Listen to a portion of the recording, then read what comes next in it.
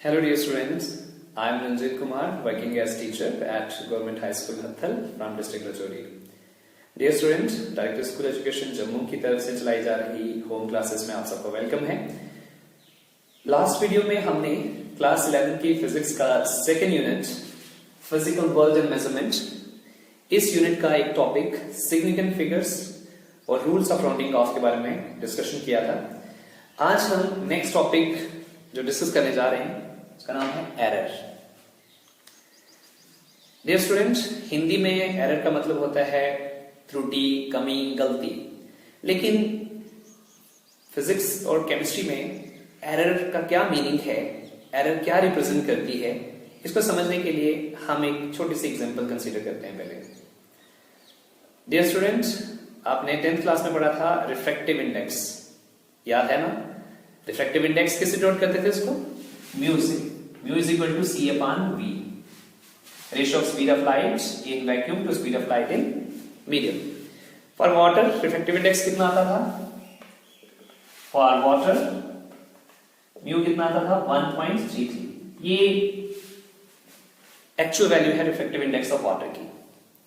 अब सपोज हमारी एक क्लास है और इस क्लास में 5 स्टूडेंट्स हैं। मैं 5 स्टूडेंट्स को बोलता हूं कि आप refractive index of water calculate करके बताइए मुझे। एक स्टूडेंट बताता है कि रिफ्रैक्टिव इंडेक्स की वैल्यू उसके केस में आ रही है, उसने जो वैल्यू निकाली है वो आ रही है 1.34। दूसरा स्टूडेंट बोल रहा है रिफ्रैक्टिव इंडेक्स की वैल्यू 1.36 आ रही है, और तीसरा स्टूडेंट बोल रहा है 1.30 आ रही है वैल्यू, और फोर्थ स्टूडेंट बोल रहा है 1.28, और फिफ्थ स्टूडेंट बोल रहा है सपोज 1.33। ये जो वैल्यूज हैं ये मेजर्ड वैल्यूज हैं। ये कौन सी वैल्यूज हैं? Measured value. और ये कौन सी वैल्यू है? ये है एक्चुअल वैल्यू। अब आप देख रहे हैं कि मेजर्ड वैल्यू और एक्चुअल वैल्यू में डिफरेंस आ रहा है। ये जो डिफरेंस है एक्चुअल वैल्यू और मेजर्ड वैल्यू का, इसी को हम बोलते हैं एरर। जब भी हम मेजरमेंट करेंगे हमें एक अनसर्टेनिटी रहेगी कि हमारा रिजल्ट जो है वो एक्चुअल रिजल्ट के इक्वल होगा या नहीं होगा। ये जो अनसर्टेनिटी होती है in the measurement of a physical quantity, उसको हम बोलते हैं error. Now we can define error. Error क्या है? Uncertainty in the measurement of physical quantity. Uncertainty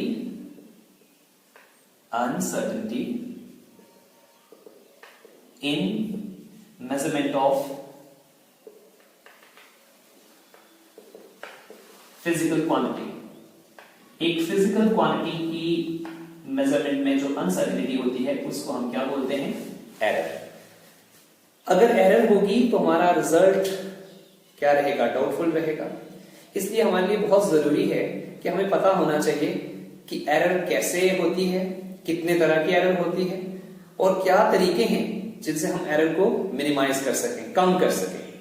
तो सबसे पहले तो हम समझेंगे कि एरर कितने तरह की होती है। Types of error. Types, main 3 types हैं एरर की। फर्स्ट टाइप है systematic error. Systematic error. Number second है रैंडम एरर, और नंबर 3 होती है ग्रॉस एरर। Gross error. तो एरर की 3 मेन टाइप्स हैं। फर्स्ट है सिस्टमैटिक एरर, सेकंड टाइप है रैंडम एरर, और थर्ड टाइप है ग्रॉस एरर। जो सिस्टमैटिक एरर है इसका एक सेट पैटर्न ऑफ ऑकरेंस होता है। इसके कॉजेस हमें पता होते हैं, ये एरर क्यों हो रही है, ये कॉजेस इसके हमें पता होते हैं। इसको हम लिख सकते हैं causes are known. Causes are known। इसके causes हमें पता होते हैं कि ये एरर क्यों हो रही है। अब ये जो सिस्टमैटिक एरर है ये भी, इसकी भी आगे फर्दर टाइप्स हैं।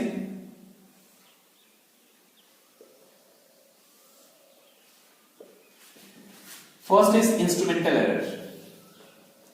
Instrumental error. Number second is personal error. सी है पर्सनल एरर, फिर आती है least count error, least count error,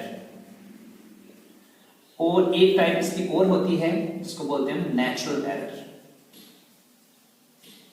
means systematic error की 4 टाइप्स हैं, instrumental error, personal error, least count error और नेचुरल एरर।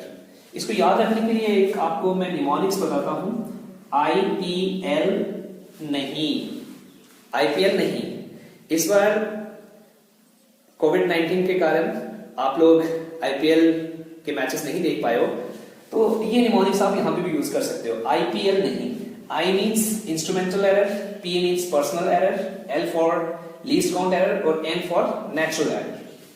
तो अब आप इसको याद रख सकते हैं। अगर आप निमोनिक्स थोड़ा सा ध्यान में रखें, IPL नहीं, ये मुश्किल तो नहीं है, IPL नहीं, तो याद रहेगा आपको कि सिस्टमैटिक एरर्स की टाइप होती हैं I for instrumental error, P for personal error, L for least count error और N for नेचुरल एरर। अब हम समझेंगे पहले कि इंस्ट्रूमेंटल एरर क्या होती है, फिर पर्सनल एरर को समझेंगे, फिर लीस्ट काउंट एरर को समझेंगे और फिर नेचुरल एरर को पढ़ेंगे। इंस्ट्रूमेंटल एरर क्या है? नाम से पता चल रहा है, ये एरर किसके कारण होती है? इंस्ट्रूमेंट के कारण। अगर आपने इररेलेवेंट इंस्ट्रूमेंट ले लिया, डिफेक्टिव इंस्ट्रूमेंट ले लिया, डैमेज इंस्ट्रूमेंट ले लिया, उसके कारण जो एरर होती है उस एरर को हम क्या बोलते हैं? Instrumental error. किसके कारण होती है? इररेलेवेंट इंस्ट्रूमेंट ले लिया आपने, डिफेक्टिव इंस्ट्रूमेंट ले लिया, डैमेज्ड इंस्ट्रूमेंट ले लिया, उसके कारण ये एरर हो सकती है। इररेलेवेंट इंस्ट्रूमेंट का मतलब क्या हुआ?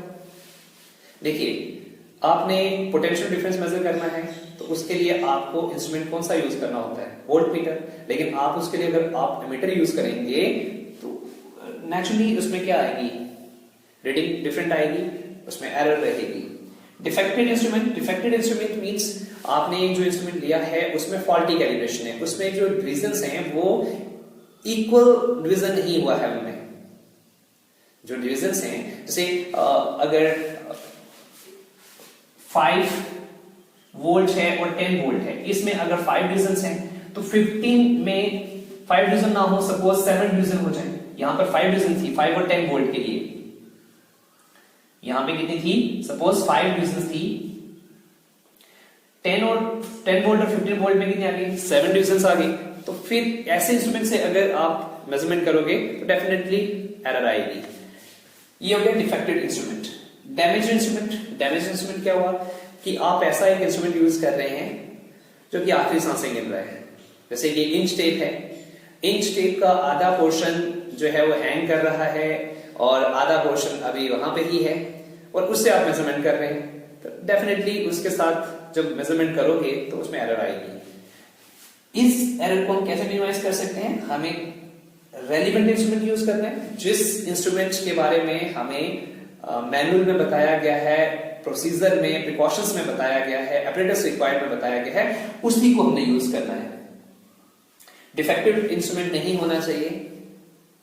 अगर उसमें 0 एरर है तो 0 एरर को हमने करेक्ट कर लेना है पहले। और डैमेज इंस्ट्रूमेंट नहीं देना है। डैमेज इंस्ट्रूमेंट है अगर, तो आप उसको रिप्लेस कर लीजिए, नया इंस्ट्रूमेंट ले लीजिए, उसके साथ मेजरमेंट करिए, तभी आपकी मेजरमेंट जो है वो एक्यूरेट रहेगी। नेक्स्ट आ जाता है पर्सनल एरर। पर्सनल एरर किसके कारण होती है? नाम से पता चल रहा है, ये जो ऑब्जर्वर है, जो मेजरमेंट कर रहा है, उसकी इग्नोरेंस के कारण भी हो सकती है, नेग्लिजेंस के कारण भी हो सकती है और इनएक्सपीरियंस के कारण भी हो सकती है। किसके कारण हो सकती है ये पर्सनल एरर? ये हो सकती है इग्नोरेंस के कारण। इग्नोरेंस, मैं समझाऊंगा इग्नोरेंस का क्या यहां पे मीनिंग है। इग्नोरेंस, नेग्लिजेंस के कारण हो सकती है और इनएक्सपीरियंस के कारण।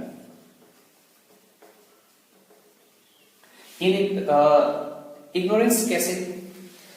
देखिए, अगर आपने 10th क्लास में प्रैक्टिकल किया था ओम्सला का, और वही प्रैक्टिकल अगर आपको 5th क्लास में बोला जाता करने के लिए, क्या आप कर पाते? नहीं कर पाते, क्योंकि 5th क्लास में आपको पता ही नहीं था, आपको नहीं पढ़ाया गया था कि करंट क्या है, पोटेंशियल डिफरेंस क्या है, रेजिस्टेंस क्या है, तो आप तो वो एक्सपेरिमेंट कर ही नहीं सकेंगे। ये हो गया इग्नोरेंस के कारण। नेग्लिजेंस के कारण कैसे होगा?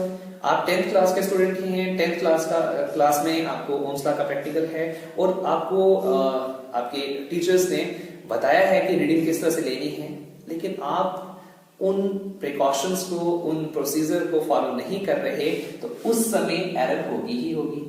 इनएक्सपीरियंस का मतलब क्या है? आप जो भी मेजरमेंट करें उसको आप 5-6 बार रिपीट करके देखें, बार बार उसको करके देखें, उससे आपको पता चलेगा कि एरर के सोर्सेस क्या हैं और कैसे हम उसको मिनिमाइज कर सकते हैं। जब आपको एक्सपीरियंस होगा तो आप जो मेजरमेंट करेंगे उसमें एरर होने के चांसेस कम रहेंगे। इस तरह से हम इस एरर को मिनिमाइज कर सकते हैं। Least count error, least count क्या होता है पहले तो हम ये समझेंगे। देखिए, ये मेरे पास एक स्केल है, इसमें यहां पे सेंटीमीटर इंडिकेट्स किए गए हैं। 1 सेंटीमीटर और 2 सेंटीमीटर के बीच 10 डिविजन्स हैं और हर एक डिवीजन जो है वो इंडिकेट कर रहा है 1 मिलीमीटर। इसका मतलब मीटर स्केल का जो लीस्ट काउंट है, जो कम से कम मेजरमेंट ये इंस्ट्रूमेंट कर सकता है, वो कितना है? 1 millimetre. 1 millimetre means 0.1 centimetre. Least count क्या हुआ? किसी इंस्ट्रूमेंट का लीस्ट काउंट क्या होता है कि वो इंस्ट्रूमेंट मिनिमम कितना मेजर कर सकता है। जैसे ये मीटर स्केल है, ये कितना मेजर कर सकता है? 1 मिलीमीटर। 1 मिलीमीटर कितना होता है? 0.1 सेंटीमीटर। लेकिन अगर आप एक मेजरमेंट करने जा रहे हैं जिसका आंसर 1 मिलीमीटर से कम है, 0.2 मिलीमीटर है सपोज, उसके लिए आप ये इंस्ट्रूमेंट यूज करेंगे तो क्या आएगी? एरर। और उस एरर को हम क्या बोलेंगे? Least count error. तो इस एरर को हम कैसे मिनिमाइज कर सकते हैं? ये तो आसान है कि हमने वो इंस्ट्रूमेंट यूज करना है जिसका लीस्ट काउंट हमारी जो एक्सपेक्टेड रिजल्ट है उससे क्या होना चाहिए? कम होना चाहिए, ताकि वो उसको आसानी से मेजर कर सके। अदरवाइज क्या हो जाएगा? एरर आ जाएगी। जैसे यहां पे आएगी, अगर हम इस मीटर स्केल को यूज कर रहे हैं उस मेजरमेंट के लिए जिसका रिजल्ट जो है वो 0.2 मिलीमीटर आएगा, तो फिर एरर आ जाएगी। उस एरर को हम क्या बोलेंगे? Least count error. तो इसके लिए हमने क्या करना है? ऐसा इंस्ट्रूमेंट यूज करना है जिसका लीस्ट काउंट, जो हमारी एक्सपेक्टेड रिजल्ट है, उससे भी क्या हो? कम हो, ताकि एरर ना आए, लीस्ट काउंट एरर ना आए। Natural error. नेचुरल एरर क्या है? नाम से पता चलता है, ये एरर जो है नेचुरल फैक्टर्स के कारण हो सकती है। जैसे कि टेम्परेचर चेंज हो जाए, प्रेशर चेंज हो जाए, टेम्परेचर चेंज होने से, प्रेशर चेंज होने से, इंटेंसिटी चेंज होने से हो सकता है। तो इस एरर को हम कैसे मिनिमाइज कर सकते हैं? हमने जो मेजरमेंट करनी है वो आइसोलेटेड कंडीशंस में करें, ताकि जो एक्सटर्नल फैक्टर्स हैं उनके कारण एरर ना हो, जो नेचुरल फैक्टर्स हैं उनके कारण एरर ना हो सके। इस तरह से हम नेचुरल एरर को मिनिमाइज कर सकते हैं। नो, ये था सिस्टमैटिक एरर। सिस्टमैटिक एरर में अभी तक हमने पढ़ा कि सिस्टमैटिक एरर जो है वो 4 टाइप्स की होती है: instrumental error, personal error, least count error और नेचुरल एरर। अब हम चलेंगे नेक्स्ट एरर की तरफ। नेक्स्ट एरर जो है वो है रैंडम एरर। अब हम रैंडम एरर के बारे में डिस्कशन करेंगे। रैंडम एरर जो है, इसका कोई सेट पैटर्न ऑफ ऑकरेंस नहीं होता, मतलब इसके काजेस हमें नहीं पता होते। सिस्टमैटिक एरर के काजेस हमें पता होते थे, लेकिन रैंडम एरर के काजेस हमें नहीं पता होते। ये एरर बाय चांस हो जाती है, तो इसलिए इसको हम चांस एरर भी बोलते हैं। क्या बोलते हैं इसको? Chance error. क्या बोलते हैं इसको? Chance error. इसको कैसे मिनिमाइज करें? इसको मिनिमाइज करने का एक ही तरीका है कि हम मेजरमेंट को बार बार रिपीट करें, बहुत सारे मेजरमेंट लें और उन मेजरमेंट का फिर हम क्या कर लें? मीन कर लें, अर्थमेटिक मीन ले लें। अर्थमेटिक मीन लेने से क्या होगा? कुछ मेजरमेंट में क्या हो रहा होगा, हमारा जो रिजल्ट है वो एग्जैक्ट रिजल्ट से ज्यादा होगा, वहां पे ओवर एस्टिमेशन हो रहा होगा। जहां कुछ ऐसे मेजरमेंट्स होंगे जिनमें हमारा रिजल्ट जो है एक्सपेक्टेड रिजल्ट से क्या होगा? कम होगा, वो हो गया अंडर एस्टिमेशन। लेकिन जब हम अर्थमेटिक मीन करेंगे, ओवर एस्टिमेशन और अंडर एस्टिमेशन क्या हो जाएगा? कंपनसेट हो जाएगा और आपको एक एक्चुअल वैल्यू मिल जाएगी, जिसको आप मीन वैल्यू भी बोलते हैं। सपोज हमने एक मेजरमेंट किया, उसमें वैल्यूज आ रही हैं A1, A2, A3, up to an एक फिजिकल क्वांटिटी थी, उसको हमने मेजर किया और मेजरमेंट्स ये आ रही है a1 a2 a3 up to n times हमने मेजरमेंट्स लिए। तो अब हम इसका मीन ले लेंगे। मीन कितना आ जाएगा, a1 plus a2 plus a3 up to an divided by n। और इसको हम ऐसे लिख सकते हैं, मीन वैल्यू जो है इसको लिख सकते हैं 1 by n summation 1 by n common है, I from 1 to n, I from 1 to n, और यहां पे क्या आ जाएगा a है। मतलब आपको बार बार ये सब लिखने का जरूरत नहीं है, आपने समीशन फॉर्म में लिख दिया इसको तो अंडरस्टूड है। जब i की वैल्यू 1 होगी तो यहां पे क्या आएगा a1, i की वैल्यू 2 होगी तो यहां पे क्या आ जाएगा a2, i की वैल्यू 3 होगी तो क्या आ जाएगा a3 और i की वैल्यू n होगी तो क्या आ जाएगा an। ये आ जाएगा मीन वैल्यू, इसको हम ट्रू वैल्यू या एक्चुअल वैल्यू भी बोल सकते हैं। इस तरह से हम रैंडम एरर को मिनिमाइज कर सकते हैं। नाउ हम बात करेंगे किसकी, ग्रॉस एरर की। जो थर्ड एरर है ग्रॉस एरर। ग्रॉस एरर जो है ये एरर मेजरमेंट से पहले भी हो सकती है, मेजरमेंट के दौरान भी हो सकती है और मेजरमेंट के बाद भी हो सकती है। ग्रॉस एरर, इस एरर को हम कैसे मिनिमाइज कर सकते हैं? इस एरर को मिनिमाइज करने के लिए ये है कि हम पहले जो मेजरमेंट हम करने जा रहे हैं, जो एक्सपेरिमेंट करने जा रहे हैं, उसका जो प्रोसीजर है, जो प्रिकॉशंस है, जो उसका लेआउट है, उसको अच्छी तरह से स्टडी कर लें। करेक्ट उसका लेआउट रखें हम।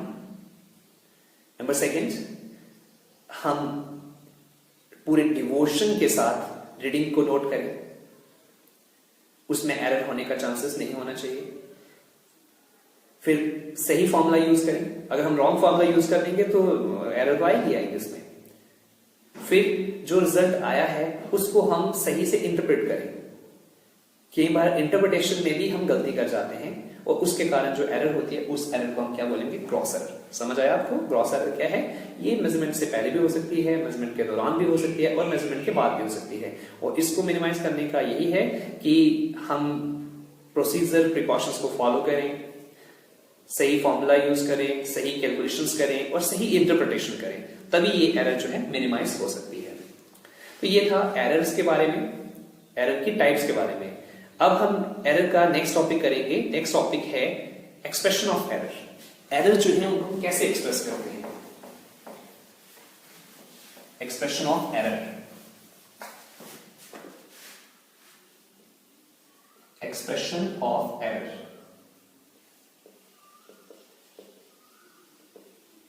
पहले इसमें आता है एब्सोल्यूट एरर। फर्स्ट टॉपिक जो है इसमें वो है एब्सोल्यूट एरर। एब्सोल्यूट एरर क्या हो गया कि difference between actual value and measured value, उसको हम क्या बोलेंगे, absolute error. Difference between actual value and measured value. Actual value और मेजर्ड वैल्यू में जो डिफरेंस है उसको हम क्या बोलेंगे, एब्सोल्यूट एरर। सपोज हमने मेजरमेंट्स की, एक फिजिकल क्वांटिटी की और मेजरमेंट आई a1 a2 a3 up to an, और इसकी एक्चुअल वैल्यू कितनी है? एक्चुअल वैल्यू है इसकी mean value, that is am, and am is actual value.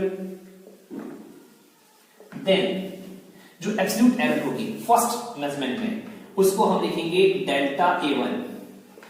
Absolute error को डेल्टा से नोट करते हैं। Delta a1 is equal to क्या आएगा, a मीन माइनस a1। इसी तरह से सेकंड मेजरमेंट जो हम कर रहे हैं उसमें जो एब्सोल्यूट एरर होगी उसको लिखेंगे delta a2, that will be equal to a mean minus a2। फिर थर्ड मेजरमेंट में जो एब्सोल्यूट एरर होगी वो होगी a mean minus a3, so on. इसी तरह से हम लिख सकते हैं delta an is equal to a mean minus an। देखिए ये मीन बार बार लिखना थोड़ा सा लेंथी प्रोसेस हो जाता है, तो इसलिए हम इसको ऐसे भी लिख सकते हैं a minus a1। Means mean value को हम a मीन लिखने की जगह हम सिर्फ a लिख रहे हैं, a minus a2, a minus a3, और इसको लिख सकते हैं a माइनस an। अंडरस्टूड रहेगा कि ये मीन वैल्यू की बात हो रही है, एक्चुअल वैल्यू की बात हो रही है। तो पहला एक्सप्रेशन क्या है एरर का, वो है एब्सोल्यूट एरर। एरर को हम एब्सोल्यूट एरर की फॉर्म में एक्सप्रेस कर सकते हैं। नंबर सेकंड जो एक्सप्रेशन है एरर का वो है mean absolute error. Next is mean absolute error. मैं इसको नोट कर देता हूं, mean absolute error, mean absolute error. नाम से ही पता चल रहा है अर्थमेटिक मीन लेना है हमने सभी एब्सोल्यूट एरर्स का।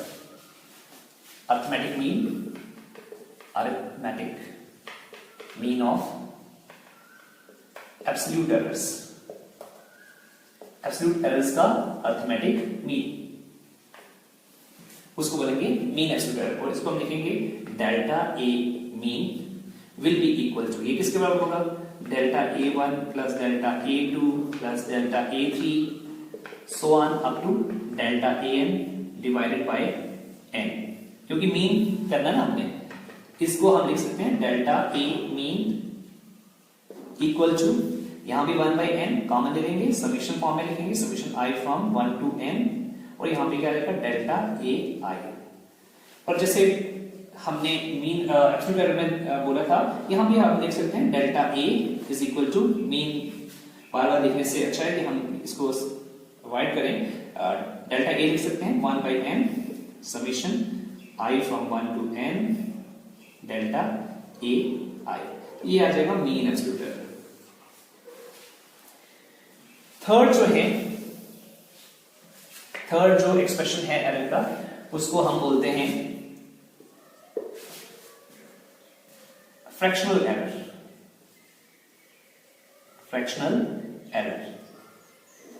फ्रैक्शनल एरर जो है ये रेशो होती है इसका मीन एब्सोल्यूट एरर का और मीन वैल्यू की। The ratio of mean absolute error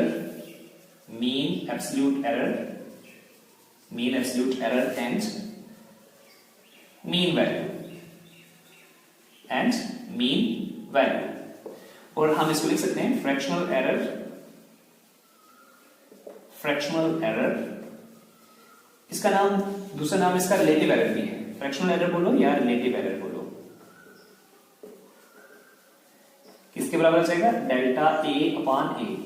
जहां भी ऐसा लिखा होगा डेल्टा A अपॉन A, तो आपने समझ जाना है ये किसकी बात हो रही है, फ्रैक्शनल एरर की बात हो रही है या फिर रिलेटिव एरर की बात हो रही है। और लास्ट जो एक्सप्रेशन है वो है परसेंटेज एरर। परसेंटेज एरर क्या होती है कि जब हम फ्रैक्शनल एरर को परसेंटेज में एक्सप्रेस करते हैं, उस समय जो एरर रहेगी उसको हम बोलेंगे percentage error.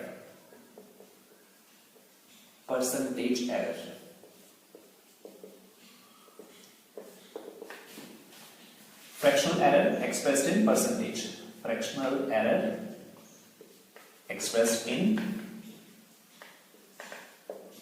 percentage. Fractional error expressed in percentage. तो इसको हम लिख सकते हैं परसेंटेज एरर किसके बराबर होगी, delta A upon A into 100। ये आ जाएगा एक्सप्रेशन एरर्स का। हमने पढ़ा, पहला है एब्सोल्यूट एरर और दूसरा एक्सप्रेशन क्या है, मीन एब्सोल्यूट एरर, और फिर है फ्रैक्शनल एरर और फिर है परसेंटेज एरर। अब हम कुछ रूल्स पढ़ेंगे इन एरर्स के रिलेटेड।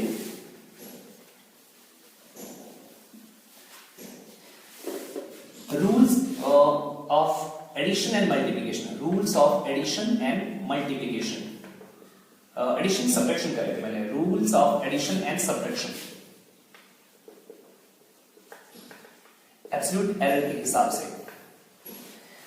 अगर हम दो क्वांटिटीज को ऐड करना है, अगर हमें, या उनको सब्ट्रैक्ट करना है, ठीक है, तो जो फाइनल रिजल्ट आएगा उसमें जो एब्सोल्यूट एरर होगी वो दोनों क्वांटिटीज में जो एब्सोल्यूट एरर है उसका सम होगी। ठीक, जैसे हम सपोज हमारे पास एक रेजिस्टेंस है, इसकी वैल्यू है 100 प्लस माइनस 4 ओम। दूसरा रेजिस्टेंस है, इसकी वैल्यू है 200 प्लस माइनस 5 ओम। जो हमारा फर्स्ट रेजिस्टेंस है इसकी मेजर्ड वैल्यू क्या आ रही है, 100 ओम से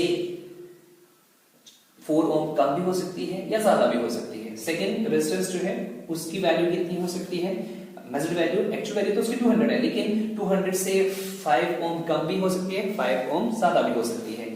तो in case of series total resistance क्या होता है, RS is equal to R1 plus R2 होता है।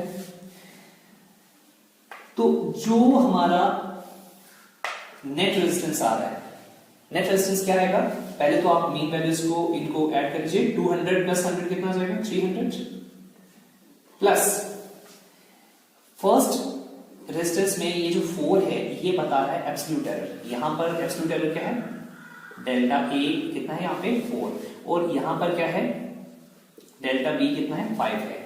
तो रूल ये कहता है कि जो हमारा फाइनल आंसर आएगा उसमें जो एब्सोल्यूट एरर होगी, देखिए यहां भी हमें एब्सोल्यूट एरर लिखनी पड़ेगी ना, जैसे यहां पे हमने लिखी थी 100 प्लस माइनस 4, यहां पे लिखा था 200 प्लस माइनस 5, तो यहां भी हमें लिखना है, लेकिन जो एब्सोल्यूट एरर होगी वो इन दोनों एब्सोल्यूट एरर का क्या होगी, सम होगी। तो यहां पे हम क्या लिखेंगे 9, तो आंसर हमारा क्या आ जाएगा 300 प्लस माइनस 9 ओम।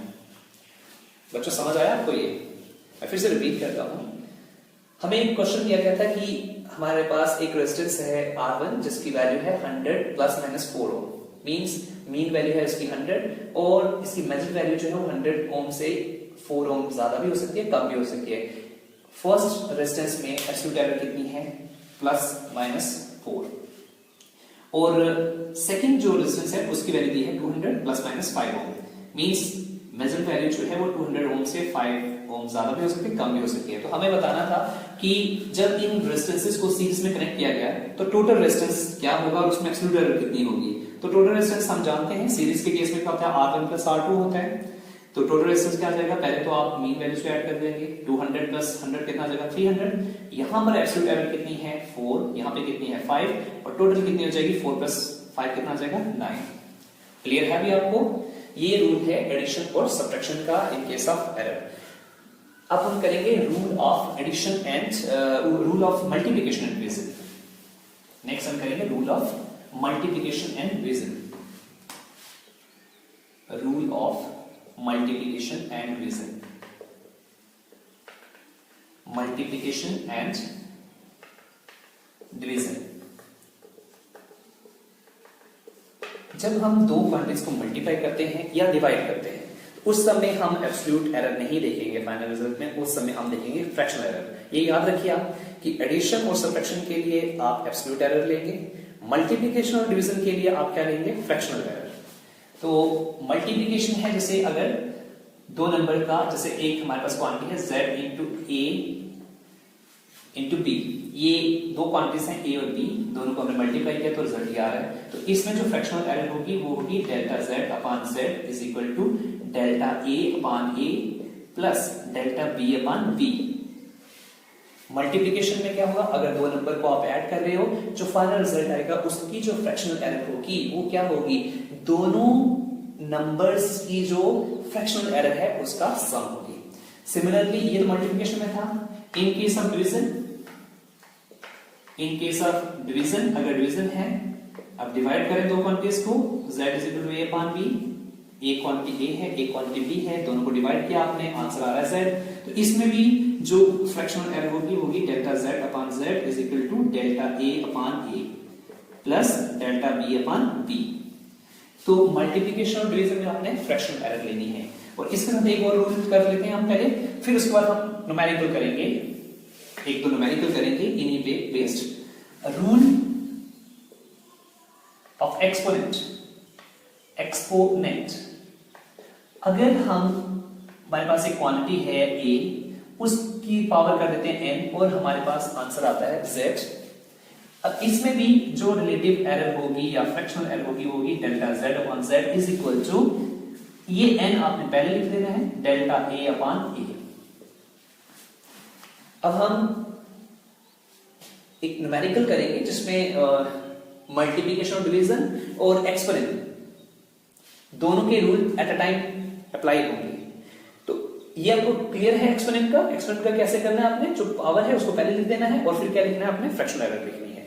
ओके, अब हम एक क्वेश्चन करते हैं जिसमें डिवीजन का और एक्सपोनेंट का यूज होगा। और ये क्वेश्चन केएस में पूछा गया था, कश्मीर एडमिनिस्ट्रेटिव सर्विसेज का नाम सुना होगा आपने। 2010 में ये क्वेश्चन पूछा गया था और उसी क्वेश्चन को हम करते हैं।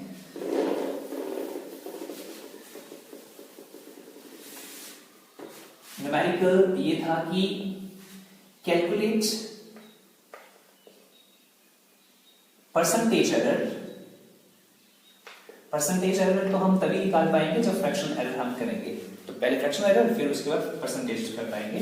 Calculate the percentage power in determination of power if error in measurement of voltage and resistance is 2%। अब इसका सॉल्यूशन,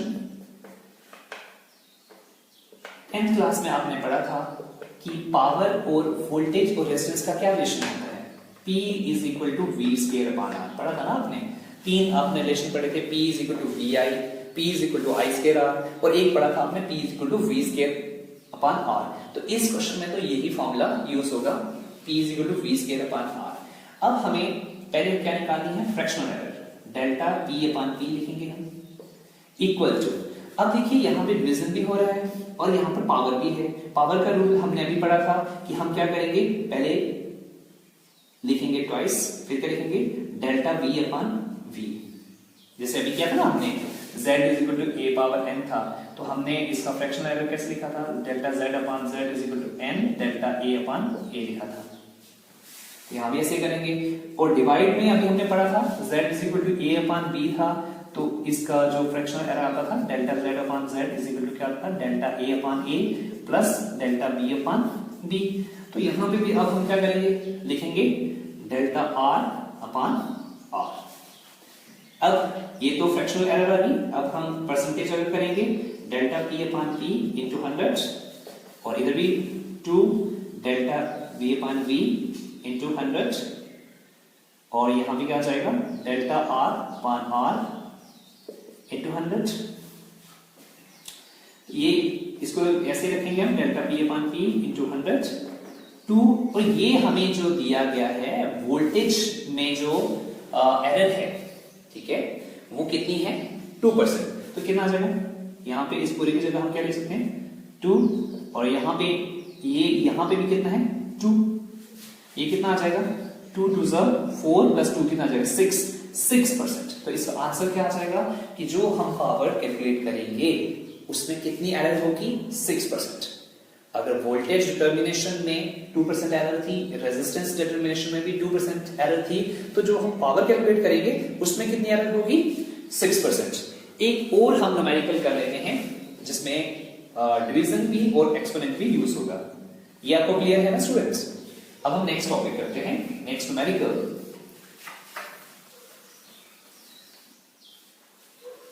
हाँ, कैलकुलेट परसेंटेज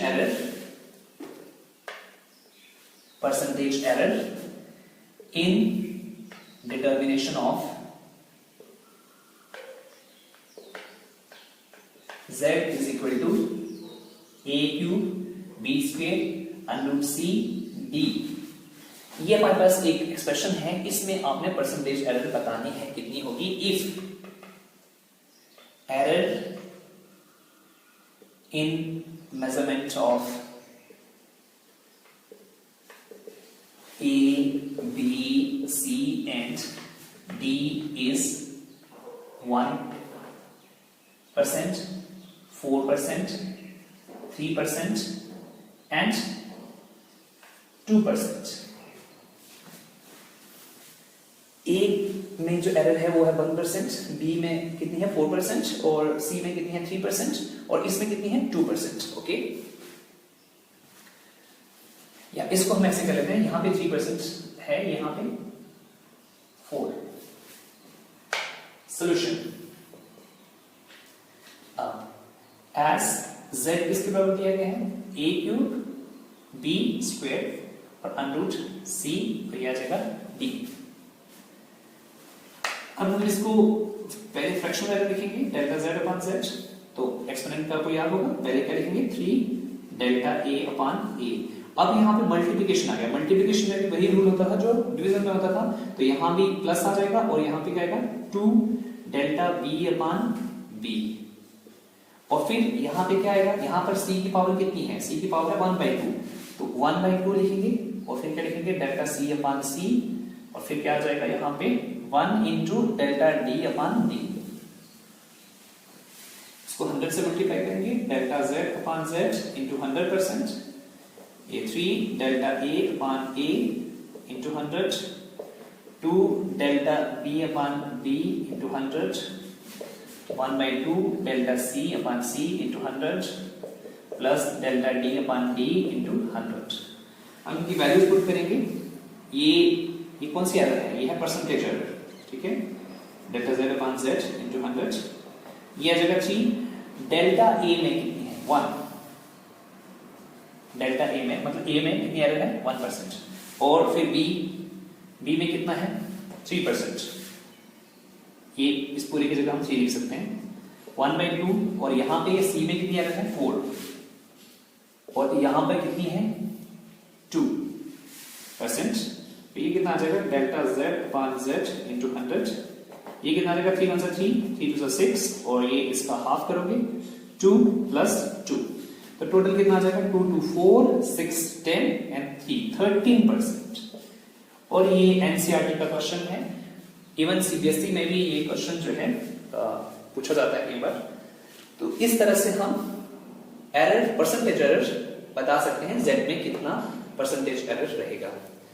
डियर स्टूडेंट्स, आज हमने एरर के बारे में पढ़ा, एरर की टाइप्स के बारे में पढ़ा, एक्सप्रेशन ऑफ एरर के बारे में पढ़ा, और रूल्स पढ़े हमने, किस तरह से एरर्स के क्वेश्चन जब हमें सॉल्व करने होते हैं तो रूल्स क्या हैं वो भी हमने डिस्कस किए, और कुछ हमने न्यूमेरिकल्स भी किए हैं। आज के लिए हम इतना ही डिस्कशन करेंगे, इन टॉपिक्स को आप अच्छे से रिवाइज करिए। नेक्स्ट टॉपिक हम नेक्स्ट वीडियो में डिस्कस करेंगे। Till then, take best care of yourself and your family members, and please stay at home. Thank you.